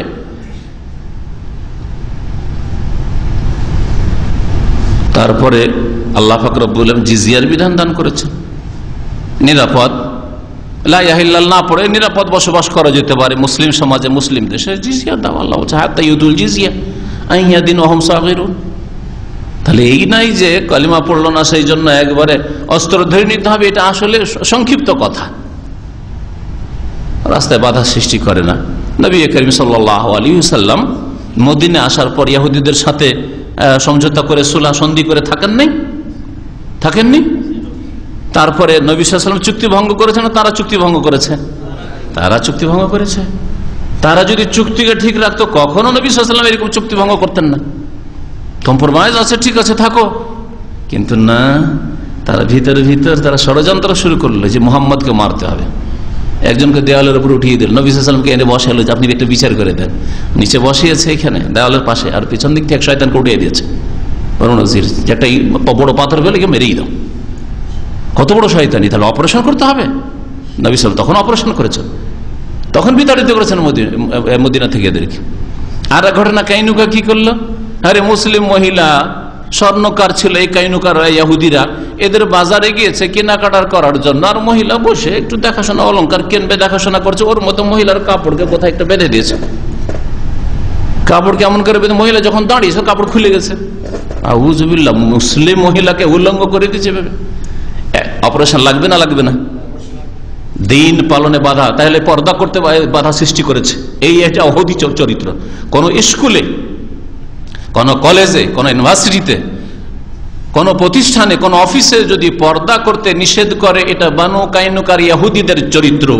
এদের গুরু হচ্ছে ইহুদিরা, যাদেরকে নবী করিম সাল্লাল্লাহু আলাইহি ওয়াসাল্লাম বিতাড়িত করেছে, যাদের জন্য বল প্রয়োগ করা হয়েছে, মদিনা থেকে তাদেরকে তাড়িয়ে দেওয়া হয়েছে। জি, এরা মুসলিম দেশে বসবাসের অধিকার রাখে না, মুসলিম দেশে বসবাসের অধিকার এরা রাখে না। ভালো করে শুনে রাখেন, দলিল বলছি। বলেন দেখি, যদি একটা মুসলিম মহিলার এরকম ইজ্জত নিয়ে খেলা করে, তাহলে কি করা উচিত তার? তারপরে নবী সাল্লাল্লাহু আলাইহি ওয়াসাল্লাম তাদেরকে মারেননি, চলে যাও এখান থেকে, তাড়িয়ে দিয়েছেন মদিনা থেকে। তৃতীয়, কুরাইজার অপরাধ, সমঝোতা করে আছে, মদিনার ওপর যদি আক্রমণ হয় তাহলে আমরা সবাই মিলে মদিনার হেফাজত করব, আপনার মুসলিমরা, আমরা ইহুদিরা সকলেই করব। ওয়াদা, চুক্তি, এর ওপর সন্ধি হয়ে আছে। আর এইভাবে বসবাস করছেন রাসূলুল্লাহ সাল্লাল্লাহু আলাইহি ওয়াসাল্লাম। চারিদিক থেকে আরব মুশরিক গোত্ররা যখন ঝাঁপিয়ে পড়লো, ঘেরাও করলো মদিনা, পরীক্ষা খন্দকের যুদ্ধ শুরু হলো। এই কুরাইজারা ভিতরে এরাই ডেকে নিয়ে এসছে, প্রথম কথা ডেকে নিয়ে এসছে, আসো তোমরা চারিদিক থেকে আসো, ঘেরাও করো মদিনাকে, মুসলিমদেরকে, আমরা ভিতরে আছি, তোমার জন্য মদিনার ফাটক খুলে দেবো, আর আমরা ভিতর থেকে সাহায্য করব। তোমরা বাইরে থেকে মারবে, আমরা ভিতর থেকে মারব। এই এমন মারাত্মক ষড়যন্ত্র করেছিল, যার ফলে আল্লাহ পাকের নির্দেশ সূরা আহজাবে তাদের জন্য শক্ত নির্দেশ যে এদের যুবকদেরকে রাখা চলবে, এদের জন্য জবরদস্ত অপারেশন লাগবে। এদের অপারেশন ভালো মতো অপারেশন হইতে হবে। যেমন ক্যান্সার যদি হয়, এখান থেকে কেটে ফেলতে হবে, আরে না হলে রাখা যাবে না, চলে আসবে ভাইরাস, তাই না? কিন্তু না, একটা ফোড়া হয়েছে, ক্যান্সার না ফোড়া হয়েছে, কাটতে হবে, ঠিক আছে একটু, অথবা একটু কেটে গোস্ত কেটে ফেলে দিয়ে আবার এটা পূরণ হয়ে যাবে। তাহলে যেমন শরীরের রোগের আরোগ্যের জন্য, রোগ ভালো করার জন্য বিভিন্ন রকমের অপারেশন রয়েছে। নবী করিম সাল্লাল্লাহু আলাইহি ওয়াসাল্লাম আল্লাহর হুকুমে এরকম বিভিন্ন রকম অপারেশন করেছেন। হালকা অপারেশনে রোগ ভালো হয়ে যায় তো বড় অপারেশন করেন নাই, বড় অপারেশনে যদি প্রয়োজন হয় তো হালকা করে সবাই রোগ ভালো হবে না। আশা করি আপনারা এই বিষয়টা বুঝতে পারছেন, তাই না? তো এই হাদিসটা এইভাবে বুঝতে হবে। নবী করিম সাল্লাল্লাহু আলাইহি ওয়াসাল্লাম বলছেন, ওমর তো আমাকে আল্লাহ পাক নির্দেশ দিয়েছেন, আন উকাতিলান নাস, মানুষের বিরুদ্ধে আমি সশস্ত্র লড়াই করব, জিহাদ করব, যতক্ষণ পর্যন্ত তারা লা ইলাহা ইল্লাল্লাহ শাহাদাত না দেবে, ওয়া আন্না মুহাম্মাদুর রাসূলুল্লাহ, আর মুহাম্মদ সাল্লাল্লাহু আলাইহি ওয়া সাল্লাম আল্লাহ পাকের রাসূল। কিন্তু কথা সংক্ষেপে, তার আগে জিজিয়া আছে, তার আগে আছে যে সুলহ সন্ধি যদি করে থাকতে চায়, আর যদি ডিস্টার্ব না করে। একটা লোক গরিব মানুষ মুসলিম হইতে আসছে, আর নেতারা দাদাগিরি করছে। এক গরিব মহিলা পর্দা করতে চায়, এটা ধার্মিক মহিলা তার বা একটা পরিবার পর্দা করতে চায়, পর্দা করে স্কুল কলেজ মাদ্রাসা আসতে চায়, আসতে দেবে না, তাহলে এদের অপারেশনের প্রয়োজন রয়েছে। আল্লাহ পাক যদি তৌফিক দেয়, কিন্তু কোনো ব্যক্তির হাতে ছেড়ে দেয়নি, এটা মুসলিম সরকারের উপর ফরজ। আবার বলছি, এটা কার উপর ফরজ? মুসলিম সরকারের ফরজ। যদি আদায় না করে, তারা রব্বুল আলামিনের কাছে জবাব দেবে। কিন্তু তাই বলে কোনো মুফতি ফতোয়া দিয়ে রাস্তায় নেমে যাবে, কোনো আলেম নেমে যাবে, কোনো নেতা মানে সাধারণ কোনো মানুষ নেমে যাবে না। আউয়াল ওয়াজিবিন আলাল মুকাল্লাফ শাহাদাতু আল্লা ইলাহা ইল্লাল্লাহ ওয়াল আমালু বিহা, আর যেই ব্যক্তির উপর শরীয়তের দায়িত্বভার অর্পণ করা হয়েছে, তার উপর প্রথম ফরজ, যাকে আল্লাহ পাক শরীয়তের ভার দিয়েছেন যে তোমাকে দিন মেনে চলতে হবে। কাকে? সাবালক মানুষকে, প্রত্যেক মানুষকে। মানুষ মানেনি, মুসলিম মেনেছে, তাই না? প্রত্যেক মানুষকে। আর জিনকে, জিন হচ্ছে মুকাল্লাফ আর মানুষ হচ্ছে মুকাল্লাফ, মানে আল্লাহর পক্ষ থেকে তাকে শরীয়তের দায়িত্ব দেওয়া হয়েছে, দিনের বিধিবিধান মেনে চলতে হবে। যা বিশ্বাস করতে বলা হয়েছে বিশ্বাস করতে হবে, যা ইবাদত হিসাবে পালন করতে বলা হয়েছে পালন করবে, আর যে আখলাক চরিত্র গঠন করতে বলা হয়েছে সেইভাবে গঠন করবে। এ হচ্ছে মুকাল্লাফের কাজ, মানে যাকে আল্লাহ পাক শরীয়তের দায়িত্ব দিয়েছেন। প্রথম ফরজ কাজ কি? শাহাদাতু আল্লা ইলাহা ইল্লাল্লাহ, লা ইলাহা ইল্লাল্লাহ, সাক্ষ্য প্রদান করা আল্লাহ ছাড়া কেউ সত্য মাবুদ নেই, এই কথার সাক্ষ্য প্রদান করা। ওয়াল আমালু বিহা, আর সেই মোতাবেক কর্ম করা। এমন নয় যে লা ইলাহা ইল্লাল্লাহর সাক্ষী তো দিনে শুয়া লাগবার, হ্যাঁ, কিন্তু 12 মাসে 13 পূজার মতো আবার ওরসের শেষ নেই। শুধু শাহজালাল কবরে 3 ওরস, সারা জীবনীতে লিখেছে। ওরস মানে মৃত্যু দিবস, সুফিদের ভাষায়, বন্ডদের ভাষায়, তাই না? তারে মরেছে তো বছরে একটা দিনে, না 3 দিনে মরেছে, একটা দিনে মারা গেছে, তাই না? তো একদিন ওরস হইতো, আর ওরস আবার অনুষ্ঠান করে, এটা আবার কোথায় আছে? ওটা তো পরের কথা। কিন্তু মারা গেছে একটা দিনে, আর বছরে ওরস লাগে কয়টা? 3টা। কারণ এক ওরসে পেট ভরে না বিনা পুঁজির ব্যবসায়ীদের। এক ওরসে কোটি কোটি টাকা কালেকশন হয়, তো 2-4 কোটি 5 কোটিতে তো হয় না, তো অনেক টাকার দরকার। পেট তো হয়ে গেছে জাহান্নাম, হারাম খেয়ে খেয়ে, বুঝতে পেরেছেন? এই জন্য এক মাজারে 3 বার ওরস লাগে। তো এত লাখে লাখে লা ইলাহা ইল্লাল্লাহর সাক্ষী দেওয়া, পাঠ করা, আর তাকে নাকচ করা, আল্লাহ ছাড়া অন্যকে সেজদা করে অন্যের কাছে চেয়ে মাজারে পাওয়া যায়, রোগ ভালো হয়, বালা মুসিবত দূর হয়, ছেলে মেয়ে পাওয়া যায়, মনের কামনা বাসনা পূরণ হয়, তাহলে সেই ব্যক্তি নিজেই তো লা ইলাহা ইল্লাল্লাহকে লাথি মেরে দিল, অস্বীকার করলো। এই জন্য সেই ব্যক্তি ইসলাম থেকে বেরিয়ে পড়লো। আল্লাহ তাআলা মহান। এই জন্য ওয়াল আমালু বিহা, আমলও করতে হবে। লা ইলাহা ইল্লাল্লাহ পড়ার জিনিস না, শুধু লা ইলাহা ইল্লাল্লাহ সাক্ষী দিতে হবে, আর কি করতে হবে? ওয়াল আমালু বিহা, এই কলেমার প্রতি আমল করতে হবে, এটাকে কাজে পরিণত করতে হবে।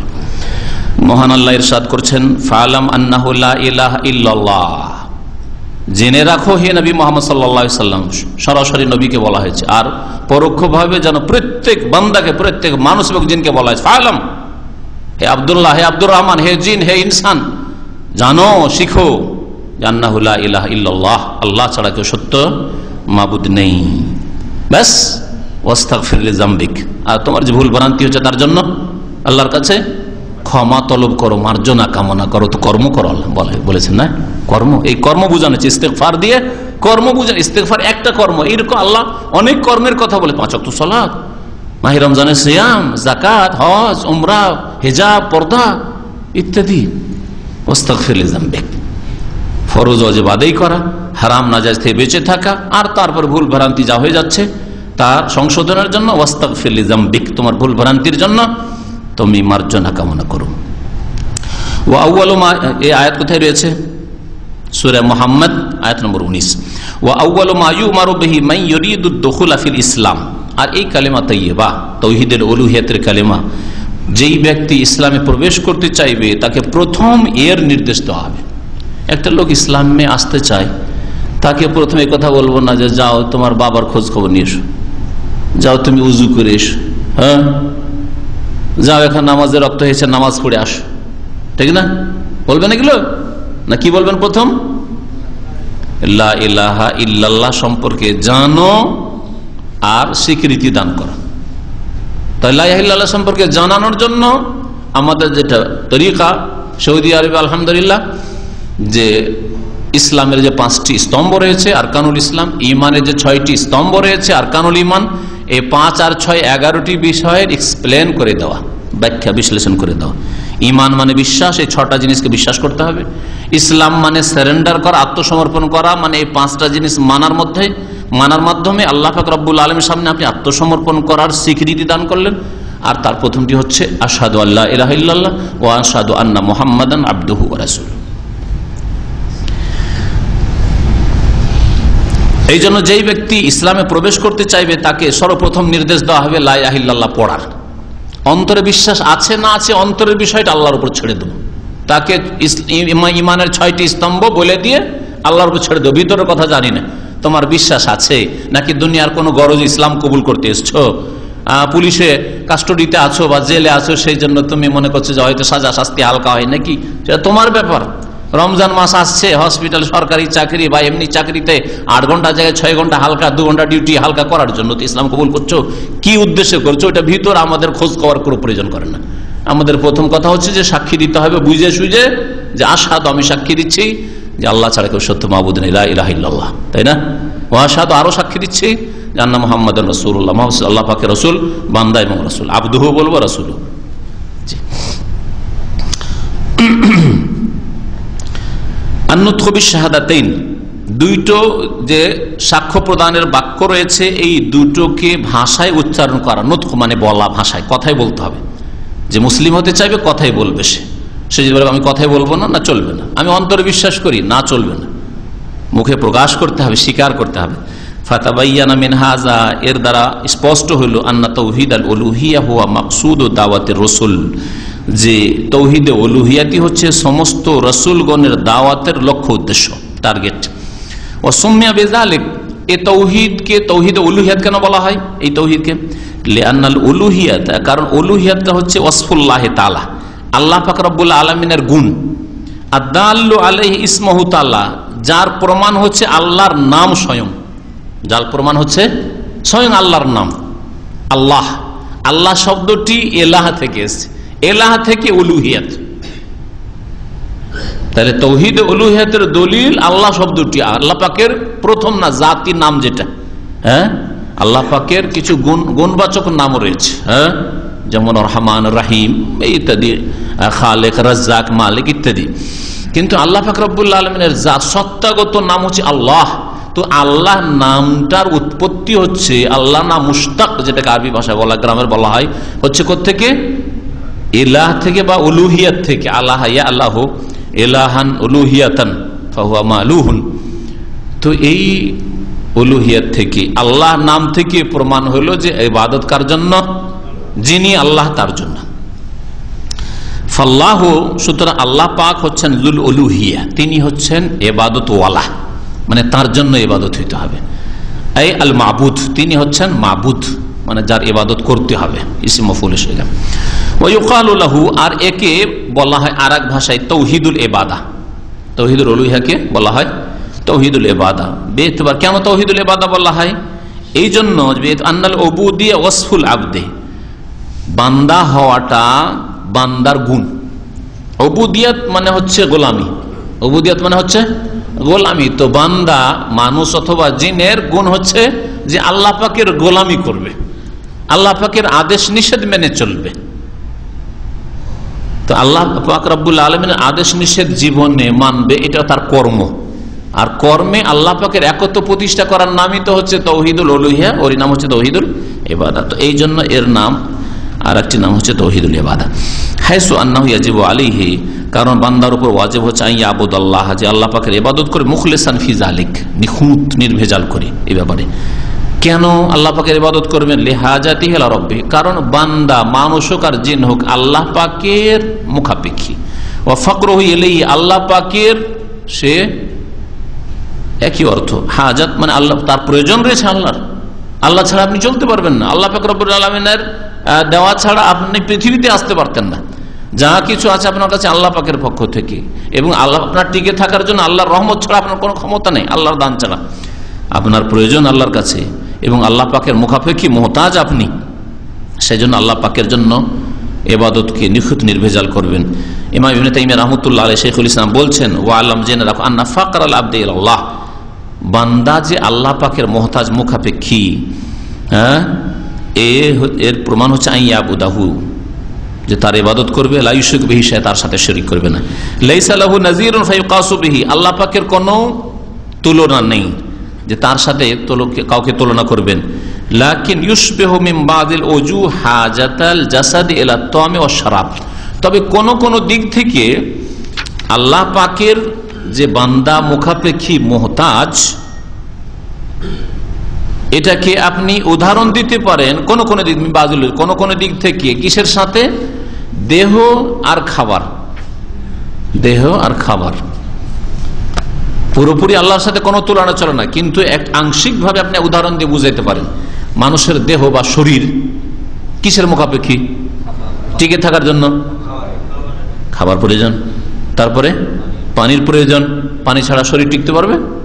খাবার ছাড়া বাঁচতে পারবে? কয়দিন বাঁচবে? ব্যাস 1 সপ্তাহ 2 সপ্তাহ, আর কত বাঁচবে? হ্যাঁ, পানি ছাড়া 2 দিন 3 দিন, তার বেশি বাঁচতে পারবেন না। বাতাস ছাড়া মোটেই বাঁচতে পারবেন না, হয়তো 1টা দিনও পার হবে না, 1 ঘন্টাও পার হবে না হয়তো। তো যেমন শরীর খাদ্য আর পানীয়র মুখাপেক্ষী, সেই রকমই বান্দা গোলাম তার মনিব মালিকের মুখাপেক্ষী, মুহতাজ। ওয়াবাইনাহুমা ফুরুকুন কাসীরা, তবে এই দুইয়ের মাঝে অনেক পার্থক্য রয়েছে। এটা পুরোপুরি উদাহরণ না যে বান্দার রবের সাথে ওই রকমই উদাহরণ যেমন বডির খাদ্যের সাথে পানীয়র সাথে উদাহরণ না, পুরোপুরি নাই, আংশিক একটা বোঝানোর জন্য। ফাইন হাকিকাতাল আবদি কলবহু ওয়া রূহুহু, বান্দার আসল হচ্ছে তার হৃদয় আর তার আত্মা। মানুষের মধ্যে যদি হৃদয় না থাকে, হার্টই নেই, হার্ট ছাড়া মানুষ বাঁচবে না, হার্ট থেকে হার্ট ফেল হয়ে যাচ্ছে। হ্যাঁ, আচ্ছা, রুহ ছাড়া, রুহ নেই তার মানে তো মৃত, শরীরে রুহ নেই মানে তো মৃত, কোন অস্তিত্ব নেই। তো এই রুহ, আত্মা বা হৃদয় কোন সময় টিকে থাকতে পারে, লা সালাহা মানে তার কোনো যোগ্যতা নেই, টিকে থাকার ক্ষমতা নেই, ইল্লা বে এলাহিহা, তার এলাহ ছাড়া, আল্লাহ ছাড়া। যেই কলবে, যেই হৃদয় আল্লাহর স্থান নেই, যেই আত্মায় আল্লাহ পাকের প্রতি ঈমান নেই, সেই আত্মা আর তার কলব যে কত অশান্তিতে থাকে, যেটা মানুষ যখন মানুষের প্রকৃতি বিকৃত হয়ে যায় বুঝতে পারে না, কিন্তু অশান্তির জীবন কাটায়, অশান্তির জীবন। কিন্তু যার হৃদয় আল্লাহ পাকের প্রতি ঈমান দিয়ে আবাদ রয়েছে, যার রুহে আল্লাহ পাকের প্রতি বিশ্বাস ঈমান রয়েছে, সে যে কত শান্তি পায়, সে তার শান্তি সেই বুঝতে পারে। আল্লাযী লা ইলাহা ইল্লাহু, যার ছাড়া কোনো ইলাহ নেই। ফালা তাতমাইন্নু ফিদ দুনিয়া ইল্লা বিযিকরিহি, সুতরাং রূহ বা হৃদয়, মানুষের অন্তর আল্লাহ পাকের জিকির আজকার স্মরণ ছাড়া কখনো প্রশান্তি পেতে পারে না পৃথিবীতে। ওয়ালাউ হাসাল লিল আবদি লাজ্জাত ওয়া সুরুর বিগাইরিল্লাহ, আল্লাহ ছাড়া যদিও অনেক স্বাদ পাচ্ছে, মজার খাবার খাচ্ছে, মজার ভোগ বিলাসের সামগ্রী পাচ্ছে, খুশি আমোদ ফুর্তি পাচ্ছে, তারপরেও তার কখনো প্রশান্তি হাসিল হতে পারেন আল্লাহ পাকের স্মরণ ছাড়া। ফালায়াদুমু যালিকা, এটা স্থায়ী হতে পারে না, ক্ষণিকের আমোদ ফুর্তি দিয়ে কখনো শান্তি পেতে পারে না। বাল ইয়ান্তাকিলু মিন নাওইন ইলা নাওইন, এক অবস্থা থেকে আরেক অবস্থায় যাবে। অমিন শাখসিন ইলা, এক ব্যক্তি থেকে আরেক ব্যক্তিতে। আম্মা ইলাহুহু, পক্ষান্তরে তার মাবুদ, ফালা বুদ্দা লাহু মিনহু ফি কুল্লি হাল, হৃদয়ের জন্য আর আত্মার জন্য সব সময় তার ইলাহ মাবুদ হওয়া আবশ্যক। ওয়াকুল্লু ওয়াক্তিন ওয়া আইনামা কানা ফাহুয়া মাহু, যেখানে হোক না কেন আর যে কোনো সময় হোক না কেন আল্লাহ পাক তার মধ্যে থাকা আবশ্যক, মানে তার অন্তরে আল্লাহ পাকের প্রতি ঈমান, বিশ্বাস এবং আল্লাহ পাকের মহব্বত থাকা আবশ্যক, তাহলেই শান্তি পাবে। ওয়াকান হাযা নাও মিনাত তাওহীদ হুয়া মাওযু দাওয়াতির রাসূল, আর তাওহীদের এই প্রকরণটি হচ্ছে রাসূলগণের দাওয়াতের বিষয়বস্তু। লিআন্নাহুল আসাস, কারণ এটা হচ্ছে বুনিয়াদ, আল্লাযী তুবনা আলাইহি জামিউল আমাল, যার উপর সমস্ত আমলের বুনিয়াদ রাখা হইতে পারে। এগুলো ইট, কিন্তু নিচের ভিতটা হইতে হবে তাওহীদ, আল্লাহ পাকের একত্ব। অবেদুনে তাহাক্কুকিহি লা তাসিহু জামিউল আমাল, আর যদি তাওহীদই না থাকে, তাওহীদের বাস্তবায়ন না হয়, তাহলে কোন আমল শুদ্ধ হবে না। লা তাসিহু জামিউল আমাল, সমস্ত আমল বরবাদ হয়ে যাবে, ধ্বংস হয়ে যাবে। ফাইন্নাহু ইযা লাম ইয়াতাহাক্কাক, কারণ তাওহীদ প্রতিষ্ঠিত না হলে হাসালা জিদ্দাহু, তাওহীদ নেই তার মানে তার বিপরীতটা আছে। কি আছে? দুটোর একটা থাকবে। তাওহীদ থাকলে শিরক থাকতে পারে না, শিরক থাকলে পার্টনার থাকলো, তার মানে একা নয়, তাই না? ওয়া শিরক, আর সেটা হচ্ছে শিরক। ওয়াকাদ ক্বাল আল্লাহু তাআলা, মহান আল্লাহ ইরশাদ করেছেন, এখানে তিনটি আয়াত উল্লেখ করেছেন এই বিষয়ে যে তাওহীদ ছাড়া কোনো আমল কাজে আসবে না আর আমল কবুল হয় না। ইন্নাল্লাহ লা ইয়াগফিরু আন ইউশরাকা বিহি, নিশ্চয় আল্লাহ পাক মাফ করবেন না যদি তার সাথে শিরিক করা হয়। এই আয়াত কোথায় রয়েছে? সূরা নিসার দুই জায়গায় রয়েছে, 48 আর 116। ওয়া ইউশরিক বিল্লাহি ফাকাদ দাল্লা দালালাম বাঈদ, আর এক জায়গায় রয়েছে ওয়া ইউশরিক বিল্লাহি ফাকাদ ইফতারা ইসমান আযীমা। ওয়া ক্বালা তাআলা, মহান আল্লাহ ইরশাদ করেছে সূরা আনামে, ওয়ালাউ আশরাকু লাহাবাতা আনহুম মা কানু ইয়ামালুন, তারা যদি শিরক করে, 18 জন নবীর কথা আল্লাহ পাক উল্লেখ করে বলছেন, তারা যদি শিরক করে তাহলে তারা যে কোনো আমল করেছে সমস্ত আমল কি হয়ে যেত? তাদের বরবাদ হয়ে যেত, বিনষ্ট হয়ে যেত। সূরা আনামের আয়াত নম্বর 88। মহান আল্লাহ সূরা জুমারের আয়াত নম্বর 65 ইরশাদ করেছেন নবী সাল্লাল্লাহু আলাইহি সাল্লামকে সম্বোধন করে, লাইন আশরাকতা, হে নবী তুমিও যদি শিরক করো। আর তোমার পূর্বের নবীদেরকে ওহী করেছি, তার আগে আল্লাহ বলেছেন ওয়ালাকাদ উহিয়া ইলাইকা ওয়া ইলাল লাযিনা মিন ক্বাবলিক, তোমাকে ওহী করে দিয়েছি আর তোমার পূর্বে যে সব নবীরা এসেছিল সমস্ত নবীকে ওহী করেছি। লাইন আশরাকতা, তুমিও যদি শিরক করো, তার আগে নবীদের তুমিও যদি শিরক করো, নূহ, মূসা তুমি যদি শিরক করো, ঈসা তুমি যদি শিরক করো, প্রত্যেক নবীকে বলে দিয়েছি লাইন আশরাকতা, শিরক করলে কি হবে? লা ইয়াহবাতান্না আমালুকা, তোমার আমল বিনষ্ট হয়ে যাবে, ধ্বংস হয়ে যাবে। ওয়ালা তাকুনান্না মিনাল খাসিরিন, আর ক্ষতিগ্রস্তদের দলে শামিল হয়ে যাবে, তাদের অন্তর্ভুক্ত হয়ে যাবে। ওয়ালিআন্না হাযা নাও মিনাত তাওহীদ, আর তৌহিদের এই প্রকরণটি হচ্ছে হুয়া আউয়ালুল হুকুকুল ওয়াজিব আলাল আবদে, বান্দারও প্রথম ওয়াজিব, প্রথম হক, আল্লাহ পাকের হক। মুআয ইবনে জাবাল রাদিয়াল্লাহু তাআলা হাদিসে যেমন এসেছে, কামা ক্বালা তাআলা, যেমন আল্লাহ পাকের ইরশাদ করেন ওয়াবুদুল্লাহ ওয়ালা তুশরিকু বিহি শাইআ ওয়া বিল ওয়ালিদাইনি ইহসানা, সূরা নিসার আয়াত নম্বর 36 রয়েছে। আল্লাহ পাকের ইবাদত করো, তার সাথে কোনো কিছুকে শিরিক করিও না, তারপরে মাতা পিতার সাথে সদ্ব্যবহার করো। তাহলে মাতা পিতার আগে আল্লাহ পাকের ইবাদত করো শিরক মুক্ত হয়ে। ওয়া ক্বালা তাআলা, মহান আল্লাহ আরো ইরশাদ করেছেন ওয়া কাযা রাব্বুকা, আল্লাহ পাকের ঘোষণা যে আল্লাহ তাবুদু ইল্লা ইয়াহু, তার ছাড়া কারো ইবাদত করবে না, ওয়া বিল ওয়ালিদাইনি ইহসানা, আর মাতা পিতার সাথে সদ্ব্যবহার করো। সূরা বনী ইসরাইল বা ইসরা আয়াত নম্বর 23। ওয়া ক্বালা তাআলা, মহান আল্লাহ ইরশাদ করে সূরা আনআমের আয়াত নম্বর 151 থেকে 53-তে, কুল, হে নবী জানিয়ে দাও, তাআলাও, এসো তোমরা, আতলু মা হারামা রাব্বুকুম আলাইকুম, তোমাদেরকে তোমাদের রব তোমাদের উপর যা হারাম করেছেন পড়ে শুনিয়ে দিই। আতলু, তেলাওয়াত করে শুনিয়ে দিই ওই সব বিষয়গুলি, মা হারামা রাব্বুকুম, তোমাদের রব যেগুলিকে হারাম করেছেন, আলাইকুম, তোমাদের উপর যেসব বিষয়কে আল্লাহ পাক হারাম করেছেন সেগুলি এক একটা করে আমি তেলাওয়াত করে, মানে পাঠ করে পড়ে শুনিয়ে দিই। প্রথমটি হচ্ছে আল্লাহ তুশরিকু বিহি শাইআ, তার সাথে কোনো কিছুকে শরীক করবে না, মানে যা হারাম করেছেন তার প্রথম যে হারাম সেটা হচ্ছে শিরিক করা, সুতরাং তোমরা শিরিক করবে না। অবিল ওয়ালিদাইনি ইহসানা, আর মাতা পিতার সাথে সদ্ব্যবহার করবে, মাতা পিতার সাথে খারাপ ব্যবহার করাকে আল্লাহ পাক হারাম করেছেন। আল্লাহ আয়াত, এখানে 3টি লম্বা আয়াত রয়েছে, যাতে 10টি উপদেশ ওয়াসায়া বলা হয়েছে, আল্লাহ পাক উল্লেখ করেছেন। আল্লাহ পাক রব্বুল আলামিন যেন আমাদেরকে তৌহিদ বুঝার তৌফিক দান করেন, আর তৌহিদ প্রতিষ্ঠা আল্লাহ পাক রব্বুল আলামিন যেন তৌফিক দান করেন। ওয়া সাল্লাল্লাহু আলা নবিয়িনা মুহাম্মদ ওয়া আলা আলিহি ওয়া সাহবিহি।